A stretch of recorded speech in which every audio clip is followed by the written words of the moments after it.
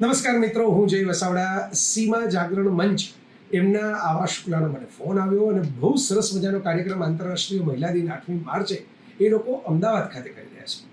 અને એ કાર્યક્રમ છે યુનિફોર્મ સિવિલ કોડ ઉપર.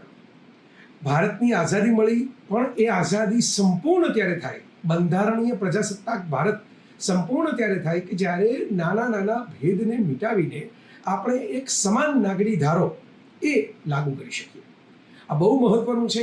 આપણા એ વખતના બંધારણના ઘડવૈયાઓ ગાંધીજીના સમયથી આ વસ્તુનો પ્રસ્તાવ મૂકેલો છે. ડૉક્ટર બાબા સાહેબ આંબેડકરે પણ આના ઉપર ચર્ચા કરેલી છે, સરદાર પટેલે પણ આની વાત કરેલી છે. અને થોડા ઘણા રાજકીય સમીકરણોને કારણે આપણા વિભાજનવાદી માનસિકતા, જ્ઞાતિવાદ, અલગ અલગ રાજ્યોના પ્રાંતવાદ, એ બધાને કારણે હજી પૂરેપૂરો એનો અમલ નથી થઈ શક્યો. 75 વર્ષ થઈ ગયા આઝાદીને. એનો થોડો ખેદજનક કહેવાય. કારણ કે પ્રગતિ જો કરવી હશે, એક રાષ્ટ્ર બનવું હશે, આપણે એક ભારત બનવું હશે, અને એના માટે બધાને સંગઠિત થવું હશે, તો નાના નાના વાડાઓ આપણે છોડવા પડશે અને આપણે એક યુનિફોર્મ સિવિલ કોડની નીચે આવવું પડશે. એમાં પણ ઓછામાં ઓછા અપવાદો રાખવા પડશે.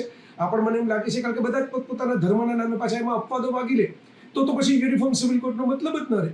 એક રાષ્ટ્ર હોય, એક આપણી ઓળખ હોય, એક સંવિધાન હોય, એક રાષ્ટ્રગીત હોય, એક રાષ્ટ્રધ્વજ હોય, તો પછી એક જ કાયદો સમાન કેમ નહીં? આ બહુ મહત્વનું અને પ્રોગ્રેસિવ સ્ટેપ છે. પ્રગતિશીલ યુનિફોર્મ સિવિલ કોડ બને એના માટે હું પણ અનુરોધ કરું છું, બધાને વિનંતી કરું છું, ઉપર બેઠેલા મિત્રોને, વડીલોને પણ, અને આપણે બધા જે નાગરિકો છીએ, પ્રજા છીએ, એમને પણ આપણા જ હિતની વાત છે. તો ફરી એકવાર આવાબેનને અને સીમા જાગરણ મંચને અભિનંદન કે એ સરસ મજાનો આવો સીમા સંઘોષ કાર્યક્રમ કરી રહ્યા છે 8મી માર્ચે અમદાવાદ ખાતે. અને બધા જ લોકોને અનુરોધ કે યુનિફોર્મ સિવિલ કોડ માટે આપણે બધા યુનાઇટેડ થઈને આપણો અવાજ ઉઠાવીએ.